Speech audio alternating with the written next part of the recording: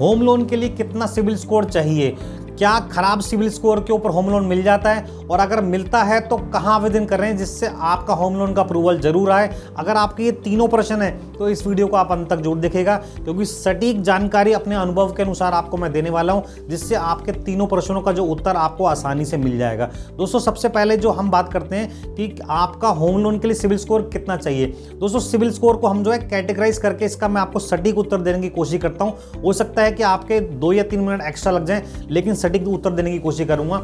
मान लीजिए आपका सिबिल स्कोर 750 प्लस है, तो उस परिस्थिति के अंदर जहां पर भी आप आवेदन करेंगे वहां पर आपको रेट ऑफ इंटरेस्ट भी मिलेगा और बैंक लोन आपको बहुत आसानी से दे देगा। इनफैक्ट वहां पर जो है आप अपने हिसाब से अपने रेट ऑफ इंटरेस्ट के बारे में उनसे नेगोशिएट कर सकते हैं, अदर चार्जेस के बारे में उनसे नेगोशिएट कर सकते हैं। दोस्तों, अगर आपका सिबिल स्कोर जो है वो 750 से नीचे है और 700 के बीच में, तो उस परिस्थिति के अंदर आपका जो रेट ऑफ इंटरेस्ट है वो थोड़ा हाइक हो जाता है, जो अदर चार्जेस हैं वो थोड़े हाइक हो जाते हैं, लेकिन लोन आपको आराम से मिल जाता है, आसानी से मिल जाता है। लेकिन अगर आपका सिबिल स्कोर जो है वो 700 से भी नीचे और 650 के बीच में है, तो उस परिस्थिति के अंदर जहां पर भी आप आवेदन करेंगे वहां पर आपको सस्पेक्ट की नज़र से देखा जाएगा और आपके लोन के आवेदन के हर प्रोसेस को, हर डॉक्यूमेंट को बहुत ही बारीक से हर स्टेप को देखा जाएगा। उसके बाद आपको लोन का अप्रूवल मिलेगा। यहाँ तक कि थोड़ी सी आपको मशक्कत करनी पड़ेगी, पेशेंस रखना पड़ेगा। और अगर आपका सिबिल स्कोर 650 से नीचे है तो उस परिस्थिति के अंदर मैं ऐसा मानता हूं कि लोन होने के चांसेस आपके कम हैं। लेकिन फिर भी अगर आप चाहते हैं, आपका सिबिल स्कोर अगर 650 से नीचे है और फिर भी अगर आप लोन चाहते हैं, होम लोन चाहते हैं, तो आप मुझे कमेंट्स करें, उसका भी मैं आपको उत्तर देने की कोशिश करूंगा कि आप कहां आवेदन करें जिससे आपको 650 या उससे नीचे सिबिल स्कोर के ऊपर भी होम लोन मिल जाए।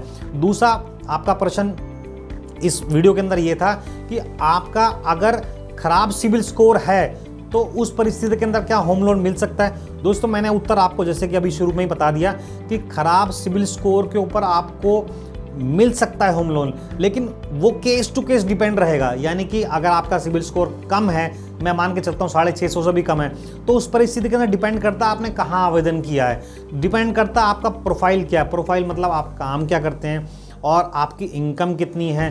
दोस्तों, मैं एक चीज़ और ऐड ऑन करना चाहूँगा अपने अनुभव के अनुसार। हो सकता है कि आपका सिबिल स्कोर जो है वो अच्छा हो, लेकिन उसके बावजूद भी आपको लोन ना मिल रहा हो, क्योंकि सिबिल स्कोर एक 3 अंकों की गणना है। हो सकता है आपका सिबिल स्कोर अच्छा हो लेकिन फिर भी ना लोन मिलने के कई कारण हो सकते हैं, जैसे कि मैं आपको इसमें डिटेल में इन्फॉर्मेशन देने की कोशिश करूंगा। मान लेते हैं आपका सिबिल स्कोर 700 प्लस है और उस परिस्थिति में भी आपको होम लोन नहीं मिल रहा। उसका रीज़न ये हो सकता है कि आपके पास मान लीजिए 2 लोन चल रहे थे पास्ट में, एक लोन की EMI आपने ऑन टाइम प्रॉपर पे करी जिस वजह से आपका सिबिल स्कोर अच्छा है, लेकिन एक लोन के आपने EMI जो है वो कुछ समय बाद करी, कुछ महीनों तक, जिसको हम बोलते हैं DPD। यानी कि आपकी मान लीजिए 5 तारीख को EMI लगनी थी तो वो आपने 10 दिन बाद करी, वो हो सकता है आपने 15 तारीख को करी हो, 20 तारीख को करी हो या महीने के एंड में करी हो। तो जितने दिन का गैप आया इसको हम DPD बोलते हैं अपने बैंकिंग भाषा के अंदर। तो अगर आपके साथ भी अगर ऐसा हुआ है कि सिबिल स्कोर तो अच्छा है लेकिन DPD आ रखी है, तो इस वजह से भी आपको लोन मिलने के अंदर दिक्कत आती है, चाहे आपका सिबिल स्कोर सही क्यों ना हो। वो दिक्कत हो सकता है कि आपके कोई पास्ट में कोई मेडिकल इमरजेंसी आई हो, या हो सकता है आपका बिजनेस कुछ ऐसा हो जो सीजनल बिजनेस हो, जो एक सर्टेन टाइम के यहाँ पर आसपास आके आपका जो बिजनेस है उसकी सेल डिप होती है, तो वहाँ हो सकता है कि आपका जो है आप EMI ऑन टाइम ना पे कर पाए हो। पर अगर आपका सिबिल स्कोर अच्छा है या खराब है, लेकिन अगर आपके पास जस्टिफिकेशन है कि आपने जो पास्ट के अंदर जो EMI की DPD आई है, गैप आई है, वो किस वजह से आई है, अगर आपके पास उसका जस्टिफाइड रिप्लाई है, तो आप जिस भी बैंक या NBFC कंपनी में आवेदन करेंगे उसके क्रेडिट मैनेजर को आपको सेटिस्फाई करना है अपनी बात से, अपनी बात को रख कर कि पास्ट में एक सर्टेन रीज़न हुआ, सर्कमस्टांसेस आए जिस वजह से आपने जो है लोन की EMI को टाइम से नहीं भर पाए, लेकिन अब आपके होम लोन को वो प्रॉपर पे करेंगे दोस्तों, तो आपका होम लोन होने के चांसेस उसमें अधिक रहते हैं। तीसरा प्रश्न, कहाँ आवेदन करें, इसका भी मैं आपको उत्तर प्रोवाइड कर रहा हूँ। अगर आपका सिबिल स्कोर कम है तो कहाँ आपको आवेदन करना है जिससे आपको होम लोन मिलने के चांसेस अधिक हैं। लेकिन अगर उससे पहले अगर आपको इस प्रकार की वीडियो अच्छी लगती हैं तो मेरी वीडियो को लाइक, शेयर और चैनल को सब्सक्राइब करना ना भूलिएगा। साथ ही साथ आपको इस रिलेटेड कुछ भी प्रश्न पूछना हो तो आप मुझे कमेंट्स करें, उसका जल्दी से जल्दी उत्तर देने की कोशिश करूँगा। कहाँ आवेदन करना है, इस प्रश्न का भी मैं आपको उत्तर दे रहा हूँ। दोस्तों, जैसे कि हमने सिबिल को भी कैटेगराइज किया कि कहाँ कहाँ कितना कितना सिबिल स्कोर है, उसके अकॉर्डिंग आपको बैंक कहाँ पर आवेदन करना चाहिए और कितने % चांसेस हैं। दोस्तों लेकिन मैं आपको स्पष्ट बात ये बोलूँगा अपने अनुभव के अनुसार, अगर आपका सिबिल स्कोर 650 से नीचे है तो आपको डायरेक्ट बैंक में आवेदन नहीं करना, क्योंकि वहाँ पर लोन होने की संभावना आपकी कम है। क्योंकि जब बैंक का जो रेट ऑफ इंटरेस्ट होता है वो अच्छा होता है तो वो अपने क्लाइंट के साथ कॉम्प्रोमाइज़ नहीं करते, वो उन्हीं क्लाइंटों को लोन देने की कोशिश करते हैं जिनका सिबिल स्कोर अच्छा हो।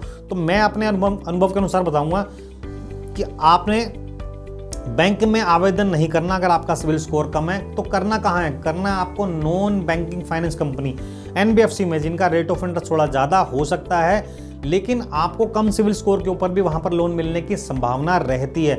आप देश के किस राज्य या शहर में रहते हैं मुझे कमेंट्स करें, उस जगह के बारे में जो भी NBFC हो सकती है उसका मैं जल्दी से जल्दी उत्तर देने की कोशिश करूँगा, जिससे आपको होम लोन कम सिबिल स्कोर के ऊपर मिलने की संभावना अधिक रहे। फिर भी अगर आपको इस रिलेटेड कुछ भी जानकारी चाहिए तो मुझे कमेंट्स कर सकते हैं। धन्यवाद दोस्तों।